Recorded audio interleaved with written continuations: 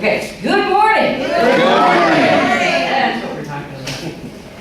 I'm Reverend Dr. Suzi Schadle. I'm your interim minister here at Suncoast Center for Spiritual Living, and I'm really happy to be with you today. Even on a fifth Sunday, it actually does exist. You know? I mean, sometimes we think, could there possibly be this many days in July? Yeah, there are. So aren't we lucky that we have 5 Sundays together? So we've been talking about freedom, which makes sense in the month of July, and the 4th of July, and Independence Day and all that. So we're going to wrap up talking about freedom a little bit. Lao Tzu taught us that when you realize that nothing is lacking, the whole world belongs to you. Think about that. When you realize that nothing is lacking, the whole world belongs to you. There's nothing missing. Everything's available to you. You have everything you need and want. If we turn on that little radar that detects that infinite possibility. I would add to that, sorry Lao Tzu, I'm going to add to your wisdom, but I would say that knowing this truth sets us free. Sets us free from the anxiety and the restlessness of constant striving, constantly thinking something's missing, constantly putting our focus on what we have not instead of what we have, on what we are not instead of who we are. You know, we live in an abundant universe. If you don't believe me, open your eyes and just look at nature. Just look out at nature. Look at all the various trees and leaves and flowers and fruits and vegetables and all the things that grow in abundance and in a diversity. You know, there's a diversity of, every flower, all the many kinds of flowers and the many kinds of trees. You know, they did a study in Costa Rica. I was down there a few years back, and they said that they had done this study to try to ascertain how many hues of green there were. And if you've ever been to Costa Rica or any kind of a tropical rainforest, there is a lot of stuff there. It's just thick with lushness, and most of it green. But they tried to figure out how many hues of green, and they finally gave up counting at somewhere in 3,000 plus hues of green. That's a lot of abundance, my friends. That's huge. That's amazing to me. And so, you know, all of those leaves and flowers and trees and all those things carry within them the seed of their own reproduction and proliferation. A little tiny seed can bring us an orchard. That's amazing to me.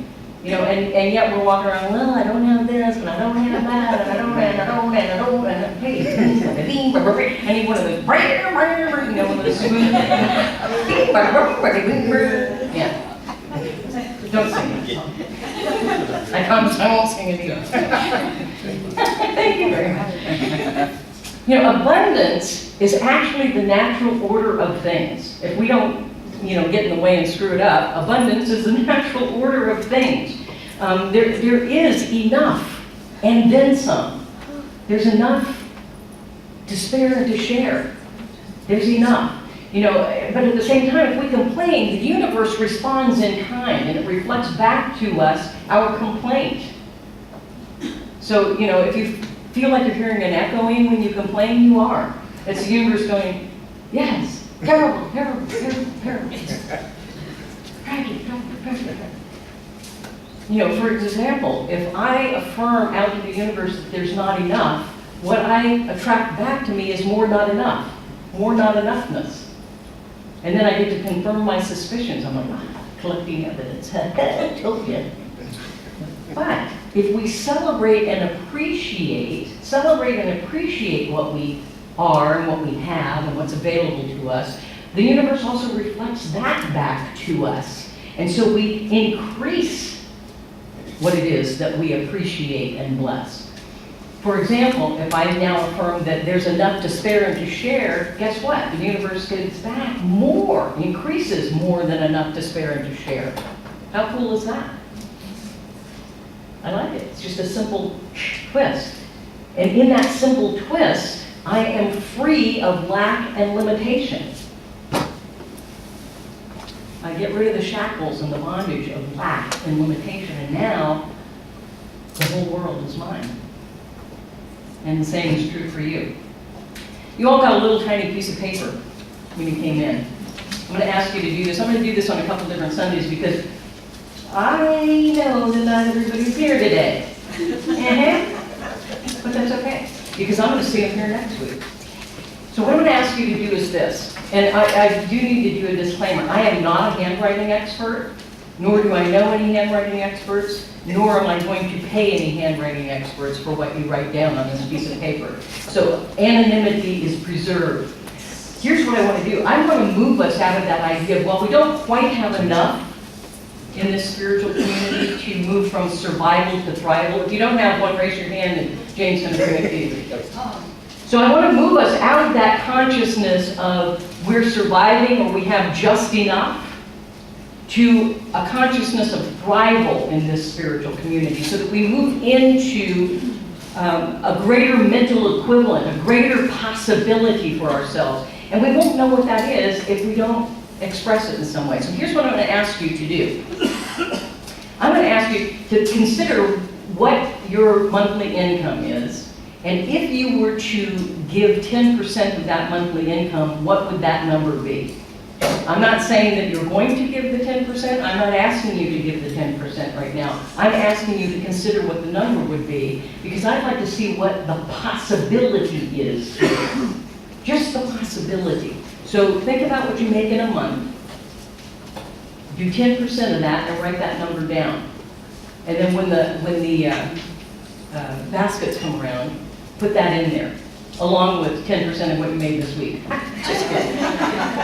It's a trick. No, it's really not a trick. It's really profound what you see, what's possible for us, what we're capable of, what as a group that we could bring together. And so we start to develop and deepen our consciousness to expand into that mental equivalent, to expand into possibility and thrival. Because right now, I mean, we're actually doing better than last year, which is really a great thing. Year to date, we're actually almost $1,000 ahead of where we were this time last year. So, you know, that's not a lot of money, but it's black, it's not red. So this is really good. So we're moving in the right direction, but I'm just thinking, wow, if we concentrate on expanding and deepening our consciousness, imagine what's possible for us in this spiritual community, individually and collectively. Just imagine when we bring those resources together, not just money, but our time and our talent as well. I'm absolutely convinced of the talent in this spiritual community. But just imagine when we bring everything we have to give to bear, we start to expand, we start to deepen, we start to make things different. So thank you for playing that game, and I'm going to get back to you and let you know. And what I'm going to do, when we get a couple of these collections, I'll tell you what that figure is, and you're going to see your mental equivalent expand. Your heads are going to get like really big right before my very eyes. And I'll take a picture with Jane's iPad and then send it to you. Okay. Now, I want to tell you another thing. The word wealth, we tend to associate the word wealth with money. And you know what? Way back in the day, the word wealth was not necessarily associated with money. The word wealth meant abundance of every nature, but what it meant in that bigger sense was well-being. It wasn't just about money. It was that sense of well-being on every level of what it is to have a human experience. I love that definition of wealth. It's not just about money. It's about, are we living well?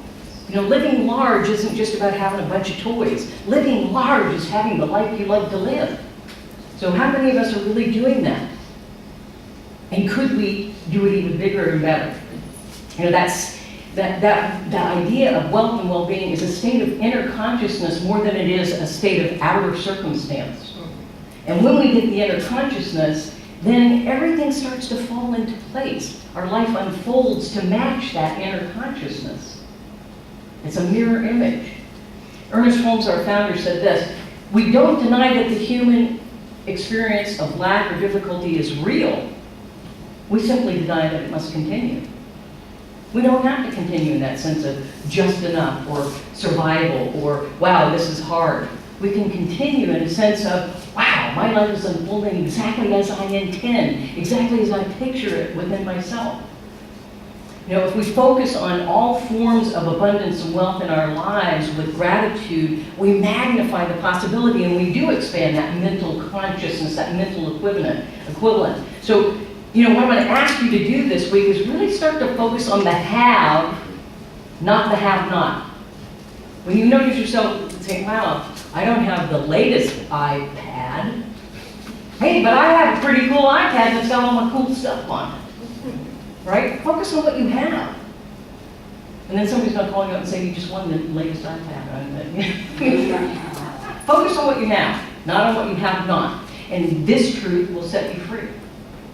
It will set you free of that yearning or feeling that something's not quite all together. It is all together. Focus on your friends. Focus on the beauty that we have in this world. Focus on health, on ideas, on opportunities, on possibilities, on creativity. Focus on those things. That truth will set you free. You know, focus and attention of our energy brings more energy and expansion and increase of what we focus our energy and attention on. You ever notice that when you're looking for a new car or a new refrigerator, you see all of those things everywhere you go. They're like popping up right in the middle of the intersection. There's a refrigerator right in the middle of the intersection because I'm looking for one. Certain cars that I bought, I'd never heard of them before until I started looking at them, thinking about buying them, and then suddenly they were everywhere. And I thought, well, I don't want that car. We've got that car. So I want to ask you to fill in the blank on this one. If I knew that I lived in an abundant universe that supplies all of my needs, I would fill in the blank. If I knew I lived in an abundant universe that supplies all of my needs, I would. Okay? You got it? Now do it. Because you do live in an abundant universe. Do that thing. Stop waiting. Stop putting it off to the parking lot and off to the side. Do it. That will set yourself free. Set yourself free of this made-up limitation.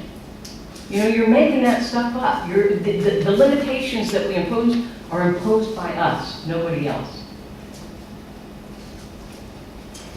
Energy goes where our attention flows. You've heard that one. That's everywhere. That's on matchbooks, I think, anymore. You know, it's everywhere.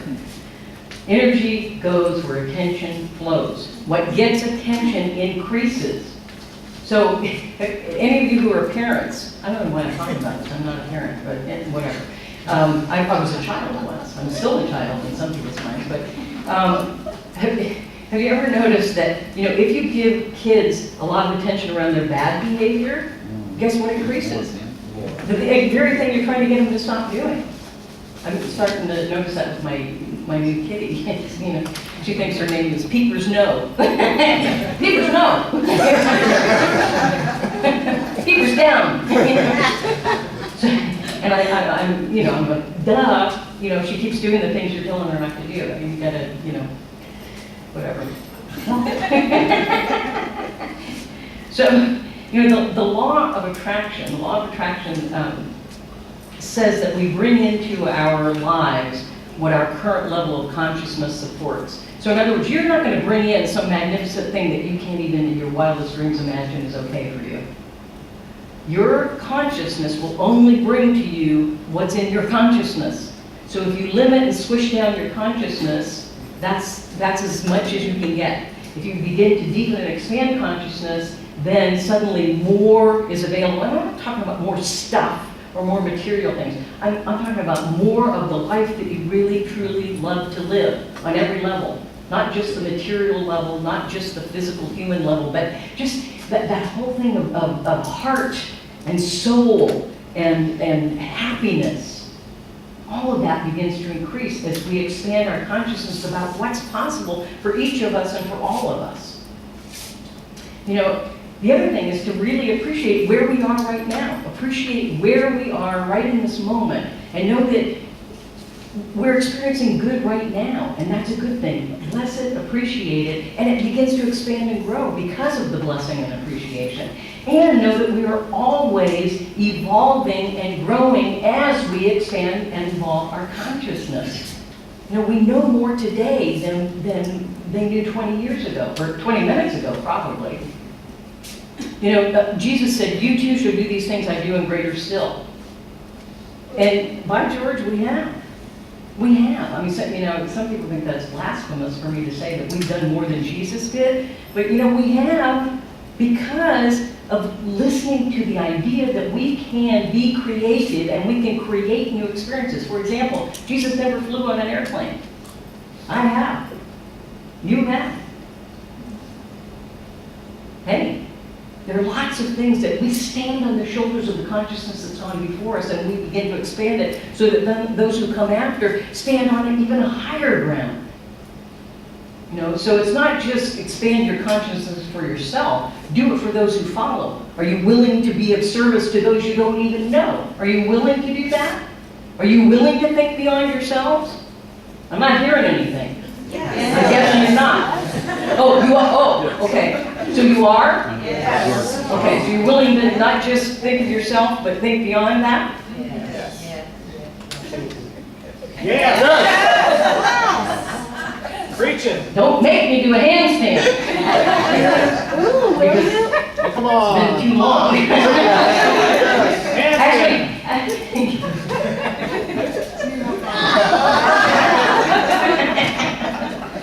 Actually, okay, you guys make me jump through so many hoops. Now, one of the quickest ways we can deepen and expand consciousness is to have an attitude of gratitude. An attitude of gratitude and contentment about sufficiency is vastly powerful energy. So what I'm asking you to do is be happy, know that you're blessed. We should do that song. Be happy, don't worry, be happy. Be happy. Know that you're already blessed and that there's more blessing that can come to you and that you can be a blessing. So go ahead, be happy, be content, but at the same time, be a little bit hungry. If good is good, gooder is a little bit better. And goodest is really fine, right? So keep striving for that yet better life that I love to live. Because your life will not only bless you, it will bless everyone. How cool is that? You don't think you make a big impact and a contribution to this world? You do, and you can. So let's do it. Let's do it. So be grateful for what you have, and be open to expansion and increase so that you can be more, have more, do more, create more. You really are free to be fully who you are. You really are. Stop holding back. Don't hold back. And be willing to evolve into even more than who you are right now. Because the possibilities are endless, endless. So let me ask you a question. I'm asking you to be happy and a little bit hungry. What are you happy about or happy with right now? Think about something that you're happy with in your life right now. And let your heart space surround that idea. It might be a person, it might be your job, it might be a hobby, it might be whatever. Chocolate. I shouldn't have said that before this next question. Now think about what you're just a little bit hungry for. Chocolate's not one of the answers.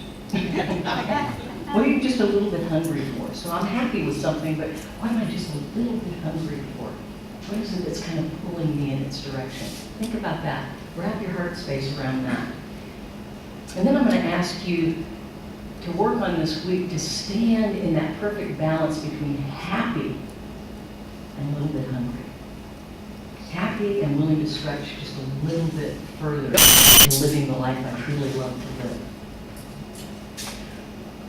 We're free to choose and create the life experience that we want to have at any moment.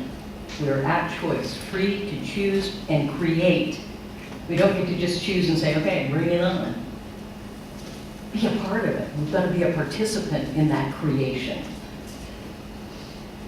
What we teach here is that our thought, clear, conscious thought, plus a vivid, passionate inner feeling creates our belief, our consciousness, which then manifests itself in our life experience. So that clear, conscious thought plus a passionate inner feeling experience of what it is that we're thinking about manifests in our actual life experience. It happens first inside and then shows up in our life. So That's kind of the science of mind teaching in a nutshell, in a very tiny nutshell. And I talk about this I am creation formula. You use the letter, these are the two most powerful words in the English language. I am. I am.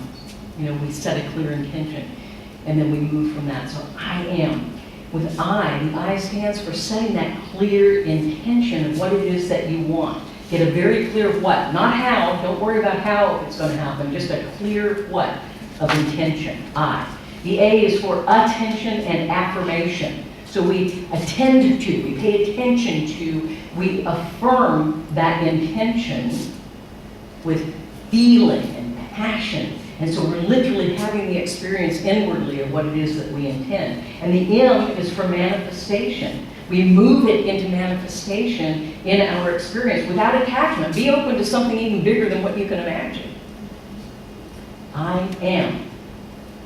Very powerful words. I'm going to ask you to practice that this week. But be careful what you put after the words I am.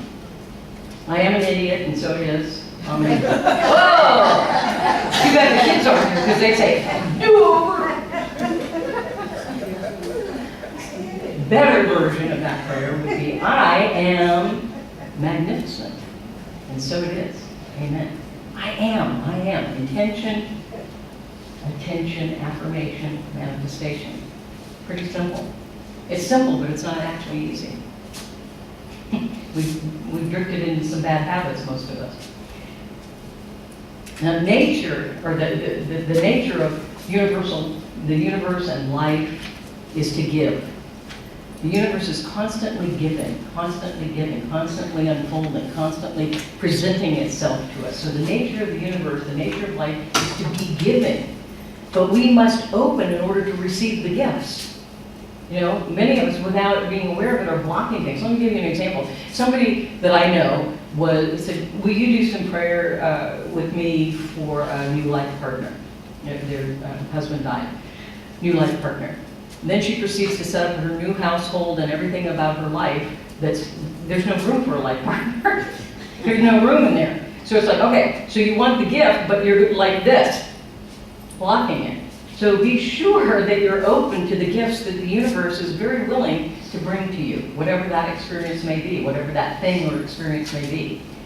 So it's important that we do the intentional, conscious work in our subconscious mind. The subconscious mind is really the one that's kind of in charge of a lot of things because it'll either allow or block whatever it is that we're intending. So, you know, what we want to do is direct our life energy in a very focused and powerful way on that clear intention. That's why that first step of getting a very clear intention is absolutely critical. Really clear, what do you want to experience? What do you want to experience? What do you want to have in your life? What do you want your life to unfold as? Very clear, vivid mental picture in mind. And then as we give that attention and affirmation, we do that not only with that clear, vivid picture in mind, but with the passionate feeling, the vivid feeling of already experiencing that thing inwardly. So we experience it, we see it, we feel it, we smell it, we taste it, we hang with it.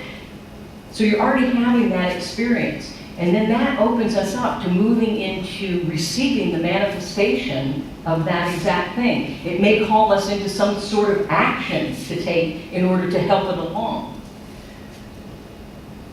That vivid inner experience is absolutely critical because guess what? The subconscious mind doesn't know the difference between something actually happening in our physical world or happening in our mind. It doesn't know the difference. It's just as real either way. That's what's so powerful about this. So if we do the inner work, the outer takes care of itself. It's the inner work that we do. It's shifting that subconscious mind to believe this new possibility that we're intending. So that we actually collapse that wave of infinite possibility into a specific, particular experience that we're wanting to have by our attention to it, by our interaction with that infinite wave of possibility. Boom, collapse it right into what we have been already experiencing inwardly in our subconscious mind. So ask yourself, and answer yourself honestly. I'm not going to ask you to say it out loud. But answer yourself honestly. What do you spend the majority of your time focusing on? Where's the majority of your focus? Is it on the have or the have not? You know, observe yourself this week and see where's your attention going? Where's your focus going?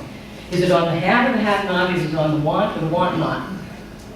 We're so busy listing all the things we don't want and all the things we don't have that we rarely get to the other two lists of have, want. Okay. I want to tell you a little story about how powerful this subconscious mind is. There was a basketball team, and they were really having trouble at the free throw line. They were missing most of the free throw shots. And so the coach divided them into three groups, the team into three groups. Group one wasn't supposed to do anything, go have lunch, do whatever you're doing, nothing special there.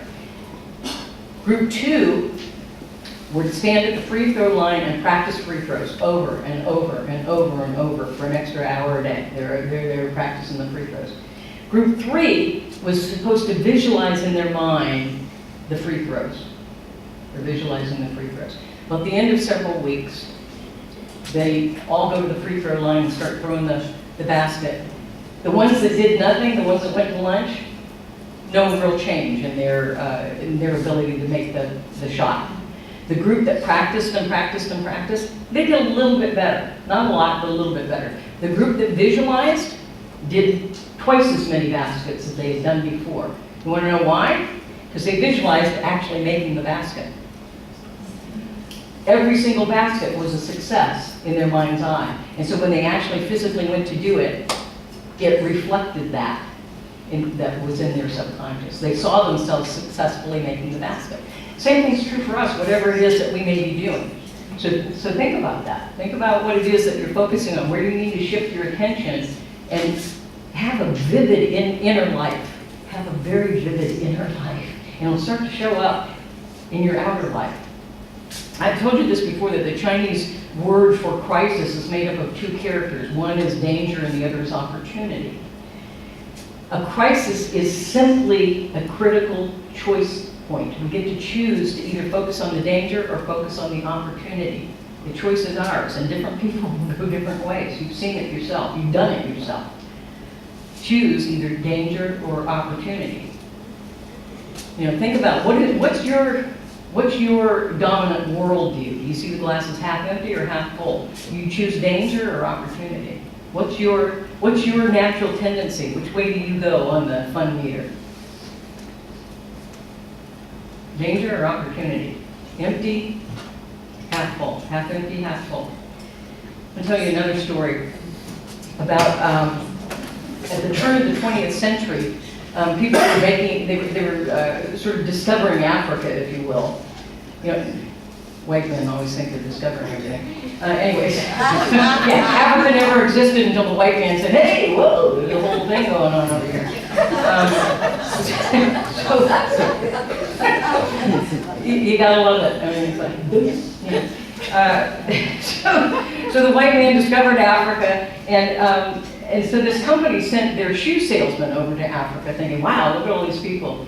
So he goes over to Africa, this shoe salesman. He sends a telegram back right away and says, "Disaster! These people don't wear shoes. Bring me back immediately."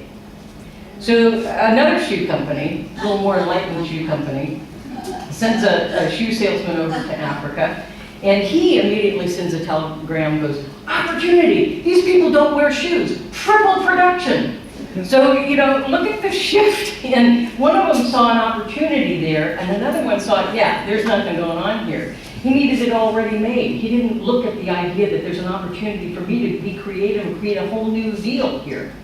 So, you know, think about what's your natural default, and do you maybe need to do some shifting of your focus and your energy and your attention to actually have all the things that you dream of. Don't just dream, live it. Live it internally so that you can live it in your life. You know, at any given moment, we are either reactors or we're creators. Now, I want to tell you something. I'm an English major, so I love stuff like this. The word reactor and the word creator have exactly the same letters in them. by a little shifting around, shifting our focus, we shift what that word means. We can either react to things or we can create. We can either move into danger or we can move into opportunity. So, our ideas, our perceptions, our belief system, our consciousness, our expectations create our experience of reality. And so we need to do that inner work in order to have the experience of reality that we want to have. Our lives are ever changing. Our life experience ever changes as we evolve in our consciousness. So if you want to have a different experience, start doing something, thinking something different. We always have the freedom to choose to be either a reactor or a creator. Always we have that choice. And sometimes if we, instead of just leaping into something, if we just take long enough to take a breath, what do I want to do here? Who do I want to be here? Just that long can stop us from doing something foolish. Create a new thought so that you can create a new experience. Or as our founder said it, change your thinking, change your life. It's that simple, it's just not easy. Because we lean into bad habits. We can create anything that we desire out of the no-thingness of that infinite wave of possibility. It's just waiting for us to massage it into what we want it to be. Make it something you really want to experience. Why not? If you've got the choice of experiencing what you want or what you don't want, how many would choose don't want? Anybody here? Is it good? Because I was thinking I have to stay after school today. Anybody raise their hand for that one? That's great. So that I am creation allows us to flow with freedom rather than fight with frustration. Flow with the freedom of creation. That clear of intention, and that vivid picture of feeling, of attention, of affirmation that opens us up to the manifestation, opens us up with a sense of expectancy, not expectation. Expectation narrows the possibility. Expectancy opens it up. Expectancy. That purpose that I talked about last week, the purpose is the eye of intention. And the passion and the power is the attention and affirmation. And the path and the promise is the manifestation of what it is that we're seeking. Once we get there, bless it, appreciate it, share it.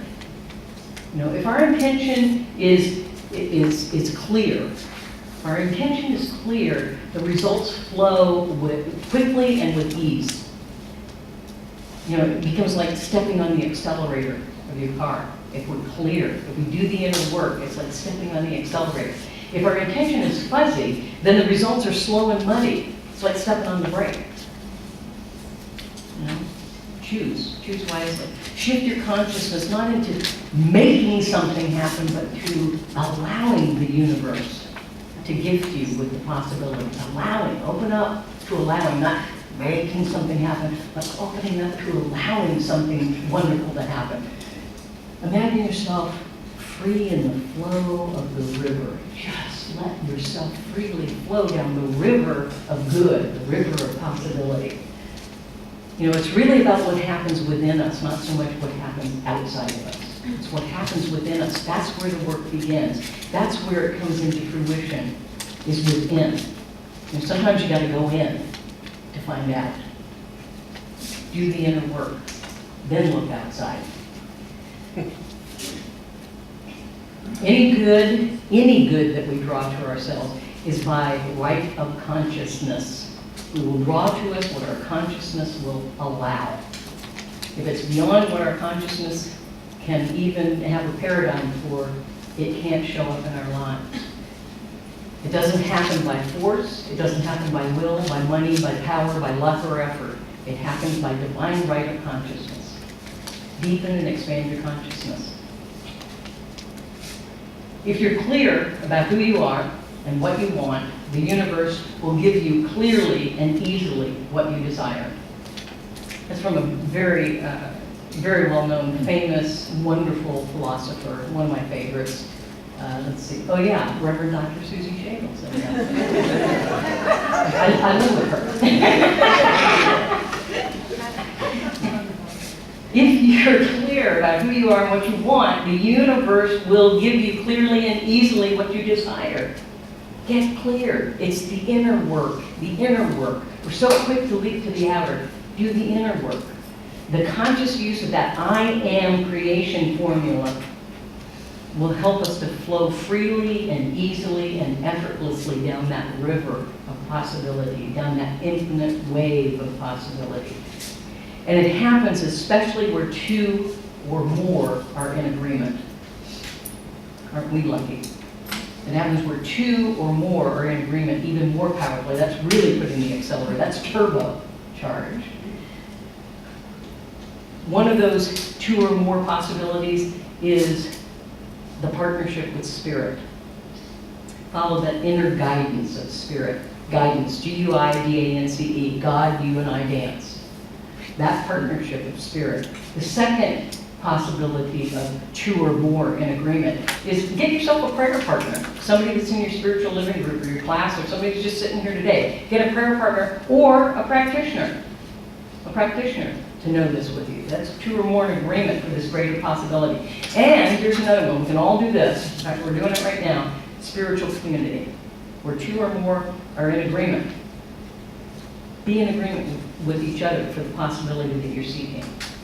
It's not only possible, it's probable. And it's simple. It's a simple creative formula. It's just not easy because we allow ourselves to fall into bad habits of being unconscious. Get conscious, get clear, expand your consciousness, expand the possibility of your life and what it is that you not only receive, but what you give by your very existence in the highest possible human spirit that you are. Please do that. Please do that. Please, please do that. The world's waiting for you. The whole world is waiting for you. So blessings on your journey of being free in the flow of creation. And begin by opening and committing to that new possibility with that I am creation formula. Intention, attention, affirmation, manifestation. I intend, see it. A, attend and affirm. Feel it. And M, manifestation. Experience it, appreciate it, bless it, and share it. Share it. Blessings on your journey.